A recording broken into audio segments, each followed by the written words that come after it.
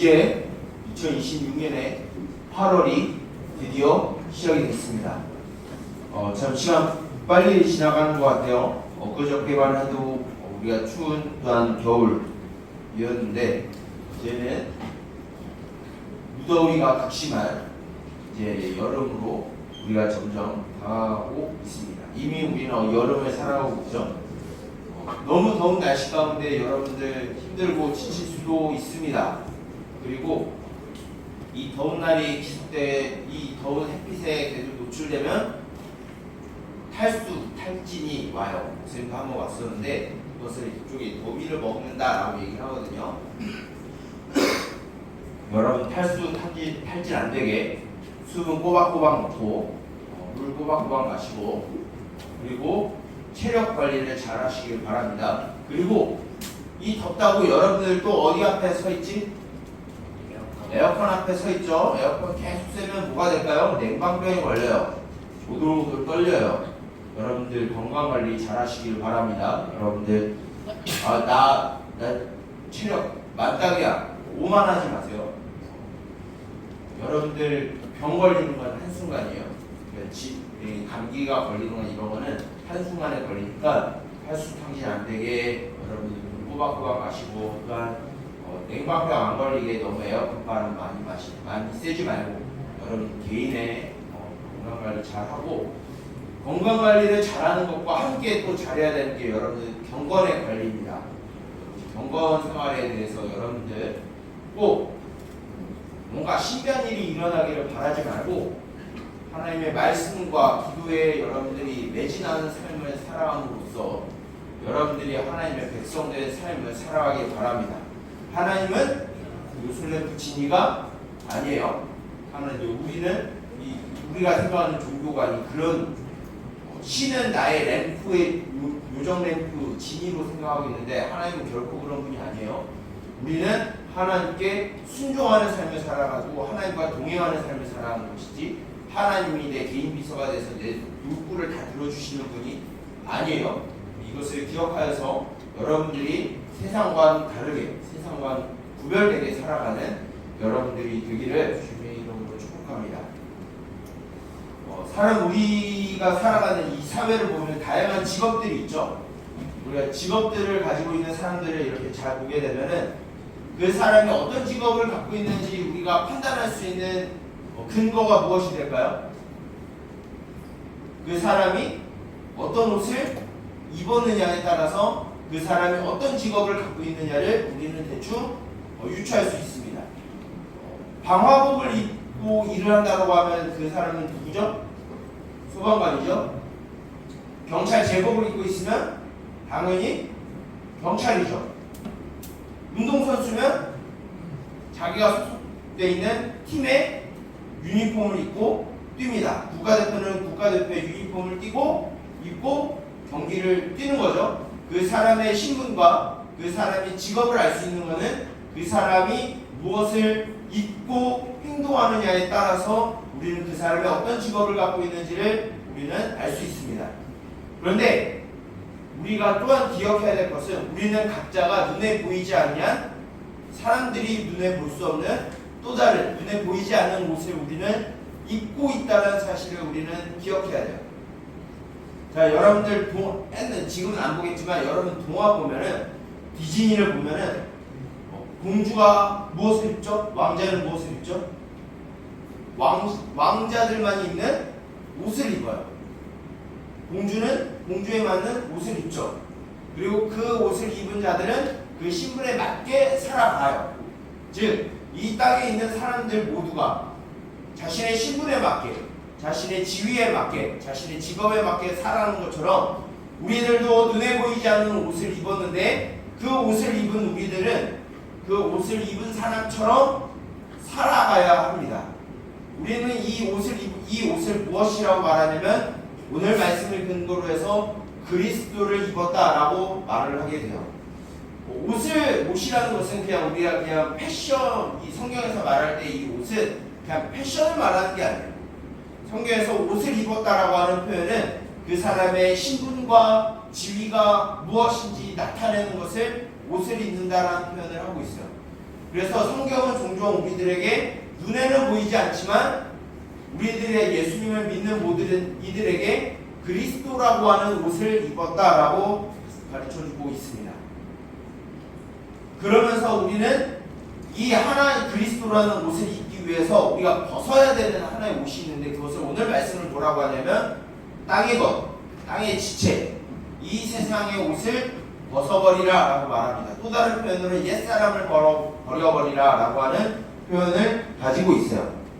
그러면 오늘 말씀, 오늘 우리가 읽은 골로새서 3장에서 과연 우리가 어떤 것을 버리고 어떤 것을 입을 것인지, 그 우리의 신분과 지위가 무엇인지, 그리고 그 신분의 지위에 맞게 살아가는 건 무엇인지 좀 자세하게 살펴보기를 원합니다. 오늘 말씀을 보게 되면 사도 바울이 이 골로새 교회에게 뭐라고 말하냐면 오늘 우리의 말씀을 잘 살펴보면 1절에 그러므로 라고 하는 말로 시작이 돼요. 뭐라고 시작한다고? 그러므로 라고 하는 접속사, 접속부사로 시작이 돼요. 그러면 무슨 이야기를 한다는 거지? 앞에 있는 내용을 우리가 어느 정도 알아야 오늘 말씀을 좀 알 수 있다는 건데, 오늘 우리는 읽진 않았지만 골로새서 2장 20절부터 23절까지의 말씀을 보게 되면 무슨 내용을 갖고 있냐면, 너희들이 세상 초등학문의 옷을 버려버려라. 그것을 예수 그리스도와 함께 우리가 함께 죽었다라는 표현을 사용하고 있어요. 그러니까 오늘 말씀을 보게 되면 너희들이 새로운 사람으로 다시 태어났다라고 하는 것을, 예수 그리스도의 부활과 함께 우리가 새로운 정체성과 새로운 신분을 가지고 다시 태어났다라고, 다시 살아나게 되었음을 기억하라라고 하는 말씀으로 오늘 말씀이 시작이 되고 있는 거예요. 이걸 좀 어려운 말로 뭐라고 말하냐면, 여러분 한번 따라해봤으면 좋겠어요. 중생. 뭐라고 한다고요? 중생. 이것을 조금 더 우리 순 한국말로 풀어면 거듭남이라고 말합니다. 예수 그리스도께서 죽으심으로 말미암아 그 사실을 믿는 우리들은 우리의 죄에 합된 신분이 죽은 거예요. 예수님이 죽으심을 믿음으로, 그리고 예수님이 다시 살아나심으로 말미암아서 우리는 더 이상 죄인으로 살아가는 게 아니라 의인으로 신분이 변화된 삶이 되었다라고 가르치는 거예요. 그것을 믿는 우리들에게 무엇을 말하느냐, 무엇을 보장하시느냐, 이제 너희들은 의로운 존재야 라고 하나님이 불러주신다는 거예요. 그것을 우리가 지난번에 들었던 칭의, 믿음으로 말미암아서, 예수 그리스도의 죽으심과 부활하심을 믿음으로 말미암아서 우리가 무엇이 되었다? 의로운 자가 되었고, 의로운 자가 되어서 우리가 하나님의 자녀가 되었다라고 우리가 지난 시간까지 이 내용에 대해서 들었어요. 그러면 우리는 이제 어떤 존재냐면, 옛날에 과거에 죄를 지었던 신분이 아니라, 죄악 가운데 살아가는 신분이 아니라, 이제 우리는 하나님의 자녀로서 하나님의 성품을 닮은 거룩한 삶을 살아가야 한다는 것이 오늘 우리의 말씀에서 가르쳐준 거예요. 그것을 뭐라고 말하냐면, 함께 따라해봤으면 좋겠어요. 성화. 뭐라고 한다고? 성화. 이 성화라고 하는 것을 다시 한글말로, 순한글말로 풀어서 설명하면 거룩하게 되어지는 것을 말을 해요. 즉 의로운 사람이 거룩하게 된다는 건 뭐냐면, 거룩이라고 하는 이 단어 자체가 구별됨이라고 하는 뜻이에요. 무엇으로부터 구별이 되는 것이냐? 과거 우리가 가졌던 죄와 구별된 삶을 살아가는 것을 말해요. 세상의 질서와 세상의 법칙과 가치관과 구별된 삶을 살아가는 것이 거룩하게 되어지는 것, 곧 성화다라고 말하고 있어요. 그런데 우리가 생각해야 되는 성화는 우리의 일부분만 잠깐 수정해서 고치는 수준이 아니라, 어떤 기계가 고장났을 때 부품을 교체하고 그냥 나사만 조이고 이런 수준의 수리와 오류를 고치는 수준의 성화가 아니라, 우리가 말하는 이 성화는 우리의 내면과 외향적인 모든 것들이 송두리째 바뀌어지는 것이 성화예요. 그냥 잘못된 거, 오류된 거 그냥 일부분만 수리하는 것이 아니라 우리의 모든 것이 바뀌어지는 게 성화라는 거예요. 자, 그러면은 우리의 성화는 일시적으로 단회적으로 일어나는 것일까요? 아니면 우리가 살아가는 삶 전체 일생의 그 길 가운데 다 일어나는 것일까요? 우리가 살아가는 그 모든 순간이 성화의 순간이 되어야 되는 거예요. 우리의 삶의 모든 것이 변화되어야 되는 거예요. 우리 안에 잘못됐던 거, 악한 것들, 그 모든 것들 끊어내고 결단하고 이별하고 좀 더 성경의 원어에 맞게 하면 싸워야 돼요. 여러분들 싸우는 의미는 뭔 줄 알아요? 싸워야 돼요. 뭐와 싸워야 돼요? 죄와 싸워야 돼요. 오늘 말씀을 보게 되면 땅의 것을 죽이라라고 하는 표현을 하고 있는데 이 죽이라라고 하는 표현이 싸우다라고 하는 표현과 동일해요. 더 실감나게 하면 전쟁터에서 사용되는 용어예요. 전쟁터에서 적군을 사살하여 죽이는 것과 같이 내 안에 있는 죄, 내가 행하고 있는 그 모든 죄악의 모습들을 전쟁터에서 군인들이 서로 싸우듯이 그렇게 죄와 싸워서 죄를 죽이라라고 하는 표현이에요. 굉장히 강렬한 표현이에요. 사도 바울은 굉장히 강렬한 표현들을 굉장히 많이 쓰는데 그 중에 하나가 죽이라라고 하는 표현이에요. 바로 죄를 죽여라라고 하는 거예요. 근데 죄를 죽이는 건 무엇이냐? 그냥 나 이제 잘못된 거 안 해 생각만 하는 게 아니라 삶 자체가 뒤바뀌는 거예요. 오늘 말씀을 보게 되면 생각하라. 위의 것을 생각하고 위의 것을 찾으라. 땅의 것을 버리고 땅의 것을 생각하지 말라라고 표현하고 있는데 이 생각하다라는 건 그냥 관념적으로 나 이렇게 해야 할래 이렇게 그냥 생각으로만 남는 게 아니라 그 생각을 가지고 실천으로 옮기는 것을 기억한다라고 말하는 거예요. 그러니까 우리는 하나님의 백성이 되었으면 우리는 뭘 해야 되냐면 죄악을 끊어내는 처절한 삶이 나타나야 돼요. 그런데 중요한 건 뭐냐면 여기 서 있는 목사님도 그런 삶을 여전히 계속해서 살아가야 된다는 거예요. 목사님의 상품이 제일 많이 들어가는 데가 언제인 줄 알아요? 운전할 때. 여러분들 물론 목사님이 교회에 차를 운전할 때 목사님 상품이 드러나진 않아요. 교회 마크가 들여져 있으니까 목사님 성품이 드러나지 않아요. 그런데 목사님이 개인차를 끌고 가면 목사님의 성품이 드러납니다. 좀 여러분들한테 창피한 건데 앞에 만약에 차가 짱짱 걸린다 그러면 이제 옆으로 가서 창문을 내려요. 한번 쓱 그냥 원하는 모습을 이렇게 보는 게 아니라 이렇게 인상을 찌푸리고 보고 가요. 그게 목사님의 일종의 끊어내지 못하는 분노의 일종의 모습이에요. 물론 목사님이 이것만 있지는 않아요. 여기에서 말씀을 전하고 있는 목사님도 솔직히 말하면 그렇게 자랑스러울 만한 삶을 살진 못해요. 왜냐하면 목사님도 하나님의 백성이지만 여전히 목사님은 무엇을 하고 있는 존재냐면 죄와 싸우는 성화의 삶을 목사님도 살아가고 있는 중이기 때문에 여전히 부족한 모습, 연약한 모습, 죄악된 모습이 있어요. 근데 목사님도 이러할 텐데 목사님 대단한 사람은 아니지만 목사님이란 존재도 이러할 텐데 여러분들은 어떨까요? 여러분들의 삶을 곱씹어 보세요. 자, 여러분들보다 잘난 친구들, 여러분들보다 잘생긴 친구들, 물론 목사님 볼 때는 다 잘생겼어요. 다 이쁘고. 그런데 나보다 좀 더 나은 사람들 보면 시기, 질투, 열등감 빠지지 않아요? 또는 누군가를 미워하고 증오하고 또한 차별하고 나보다 약한 애들은 우습게 여기고 도와주지 않고 도와준다 할지라도 그 사람을 존중하고 사랑하는 마음이 아니라 내가 너를 도와줄게 왜 내가 너보다 더 우월한 존재니까 라고 하는 이 우월감에 빠져서 누군가를 도와주는 이런 잘못된 행동들 또는 누군가의 뒤에서 누군가를 험담하고 뒷담하고 미워하고 그러면서 앞에서는 마치 선량한 모습처럼 막 나오는 이거 다 뭐라고 말하냐면 오늘 말씀에 다 포함된 거예요. 오늘 말씀의 사도 바울이 다 일일이 설명한 거예요. 이것이 무엇이냐라고 하면 땅에 속한 땅의 지체 우리의 죄의 본성이다라고 말하고 있어요. 근데 성화는 그냥 예수님 믿어요 이것으로 끝나는 게 아니라 이 모든 것을 끊어내고 완전한 결별을 선언하고 싸우는 행위까지 나가는 게 뭐라고요? 성화라는 거예요. 이 성화는 우리가 하나님의 백성답게 거룩하게 살아가는 것은 단 한순간에 일어나는 게 아니에요. 우리의 일평생을 두고 살아가야 되는 게 성화의 목적이에요. 그래서 우리들은 계속해서 이 거룩한 싸움을 싸워 나아가야 돼요. 근데 이 싸움을 나 홀로 내가 주도권을 갖고 싸우느냐? 아니에요. 누가 주도권을 갖고 있냐면 성령님이 주도권을 갖고 있어요. 성령님이 어떻게 싸우라고 가르쳐줘요. 이렇게 하면 안 된다라고 가르쳐줘요. 이렇게 해야 한다라고 가르쳐줘요. 무엇을 통해서? 우리에게 주어진 기록된 하나님의 말씀을 통해서 하나님께 성령님이 가르쳐 주시는 거예요. 그리고 우리에게 기도할 것을 우리에게 말씀하세요.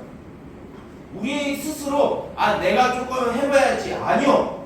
우리의 힘으로 죄를 싸울 수 이길 수 있는 힘이 하나도 없어요. 왜냐하면 이미 우리가 하나님 앞에 믿음으로 말미암아 의롭다라고 재판석에서는 의롭다라고 선언했을지 몰라도 아직 우리는 계속해서 죄악된 삶을 살아가는 게 좋아요. 재밌어요. 즐거워요. 익숙해요. 그래서 죄를 짓는 게 편해요. 여러분 잘 생각해봐요. 목사님도 자유롭진 않지만 우리 잘 생각해보면 죄를 지는 게 쉬워요? 하나님의 뜻 가운데 살아가는 게 쉬워요? 내 마음대로 내 뜻대로 죄를 짓는 게 더 쉬워요. 왜?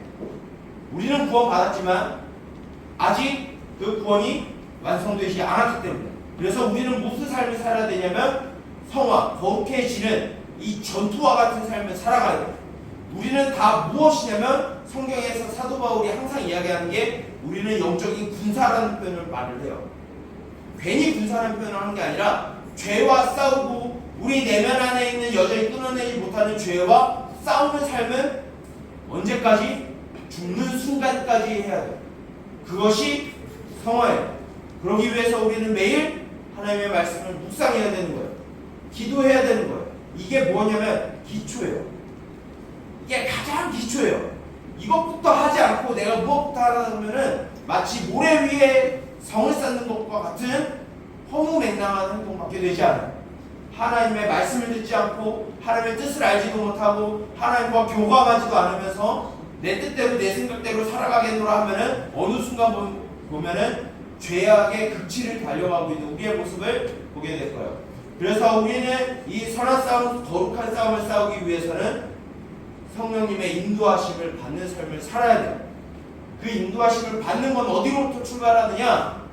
기록된 말씀을 묵상으로부터 시작하는 거고 날마다 아침 저녁으로 기도함으로 시작해야 되는 거예요.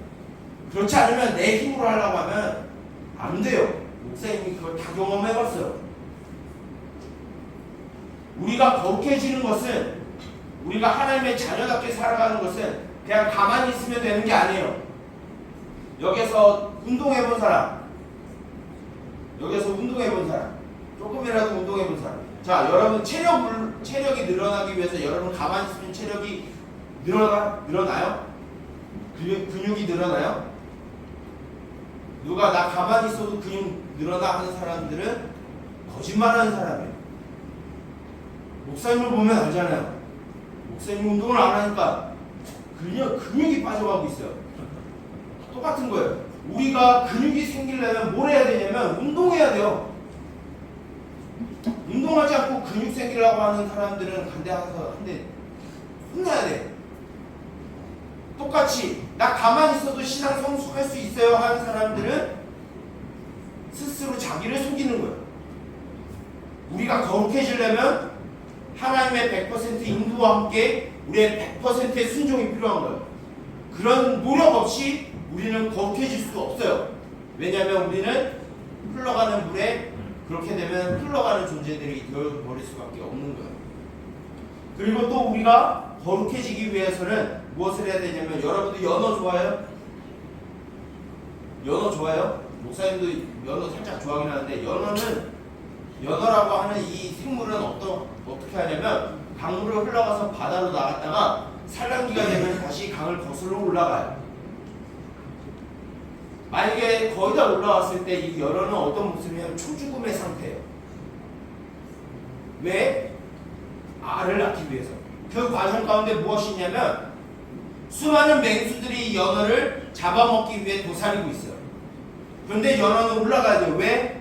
알을 낳기 위해서. 똑같이 우리가 거룩한 삶의 열매를 맺기 위해서는 뭘 하냐면 우리들에게 다가오는 수많은 유혹과 시험과 고통이 우리의 눈앞에 놓여져 있어요. 그래도 우리가 거룩한 삶을 살기 위해서는 이 강을 거슬러 올라가야 돼요. 세상의 모든 풍파와 유혹과 시험 가운데 이것을 이겨내는 우리의 모습이 필요해요. 우리의 신앙의 성장과 성숙은 가만히 있다라고 이루어지는 게 아니에요. 마치 운동선수가 운동을 통해서 체력을 키우는 것처럼, 연어가 아시를 낳기 위해서 강을 거슬러 올라가는 것처럼, 하나님의 인도하심에 우리가 철저하게 100% 순종함이 있어야 우리가 거룩한 삶을 살아갈 수 있는 거예요. 하나님 나 이끌어주세요 하고 가만히 있다라고 해서 하나님이 성장시켜주는 거 아니에요. 우리의 신앙의 성장은 하나님의 100%의 인도하심과 우리의 100%의 순종이 있을 때에만 우리의 신앙이 성숙하고 믿음이 성장하는 거예요. 이것을 잊어버린 순간 우리는 좀 목사님이 가끔 속된 말을 하지만 속된 표현으로 그 모양 그 꼴로 남는 거예요.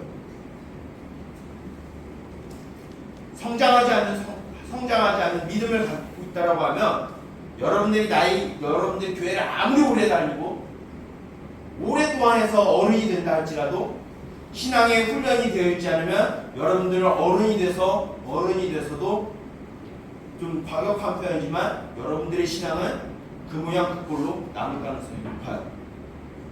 신앙의 훈련이 되어야 돼요.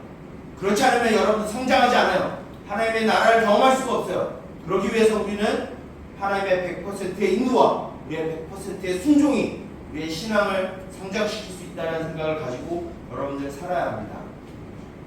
우리가 지난번에 들었지만 우리는 이미 믿음으로 말미암아 의로운 사람이 되었어요. 그리고 하나님의 자녀가 되었어요. 그런 자가 되었다라고 우리가 믿는다라고 말하게 되고 신앙을 고백한다라고 하면 우리는 무엇이 되냐면 우리가 여전히 지금까지 짓고 있는 죄악된 옛 모습들을 싸우고 벗어나기 위해서 수고하고 노력하는 삶을 살아야 돼요. 근데 이 말을 쓰고 있는 이 사도 바울조차도 나중에 여러분들이 로마서 7장의 말씀을 보게 되면 이런 표현이 있어요. 무슨 말을 하게 되냐면 내 마음에 하나님의 법과 죄의 법이 날마다 싸운다. 그래서 결국 뭐라고 하면 오라 나는 곤고한 자루다 라는 표현을 써요. 목사님도 그런 표현이 너무나 전적으로 동의돼요. 물론 성경이니까 전적 동의하지만 왜 그러냐면 성화의 삶이 그런 거예요. 날마다 우리는 하나님의 말씀을 섬기고 싶어 하지만 날마다 죄를 짓기 쉬워하는 우리의 본성, 이것을 날마다 마치 전쟁터의 군인이 싸우듯이 우리는 이 영적인 전쟁을 싸워 나가야 돼요. 우리의 신앙의 성장을 위해서 죄와 싸우는 삶을 살아가야 돼요. 죄를 죽이는 삶을 살아가야 돼요. 그렇지 않으면 우리는 성장할 수 없고 성숙할 수 없어요. 금요일꼴로 우리 목사님을 포함해서 우리의 신앙이 금요일꼴로 남지 않길 바랍니다. 날마다 성장하기 바라요. 성숙하기 원해요. 그런 예수 그리스도의 장사, 예수 그리스도를 닮아가는 삶으로 우리들이 날마다 발전하고 성장하고 성숙하길 바랍니다. 그것을 우리는 거룩해지는 것, 성화다라고 말하고 있습니다. 이 과정은 우리의 살아가는 죽음 앞에 서는 그날까지 살아가야 되는 거예요. 이러한 거룩한 삶을 살아가기 위해서 부지런히 힘써서 말씀과 기도를 포기하지 아니하고 수고와 애씀으로써 내 안에 있는 모든 죄악된 생각과 마음과 말과 행동들을 죽여나가고 그것을 벗어버리는 삶을 살아가는 거룩하고 의로운 자들이 되기를 주님의 이름으로 축복합니다. 기도하겠습니다. 살아계신 하나님 아버지 주님 감사합니다. 우리를 예수 그리스도의 죽으심으로 말미암아 죄로부터 건져내시고 우리가 일부분만 고치는 것이 아니라 우리의 삶의 전부를 고칠 수 있도록 우리에게 성화의 삶을 허락하여 주심을 주님 감사드립니다. 주님의 인도하심에 따라 우리가 순종하는 삶이 있게 하시고 우리의 신앙의 성장을 오직 우리의 모든 환난과 시험과 역경 가운데서 주의 뜻을 지켜내는 그 가운데 일어나는 줄을 믿음으로 나아가게 하여 주옵소서. 여전히 우리 안에 거짓과 음란과 부정과 분노와 당짓는 것과 또한 우월감 또는 열등감 가운데 빠져서 나의 탐욕에 빠져서 하나님이 아니라 세상의 것을 여전히 사모하는 우리들의 모습들을 주여 용서하여 주옵소서. 이제 이 예배를 마치고 나서 다시 우리의 일상의 삶이 시작이 됩니다. 그 가운데에서 우리의 거룩한 삶이 나타나게 하여 주시고 이 거룩한 삶을 사모하기 위하여 주님께 나아가는 그 모든 발걸음들이 주님의 인도함 가운데 우리가 순종하게 하여 주옵소서. 이 모든 것을 우리를 거룩하게 하시는 예수 그리스도의 이름으로 기도드립니다. 아멘.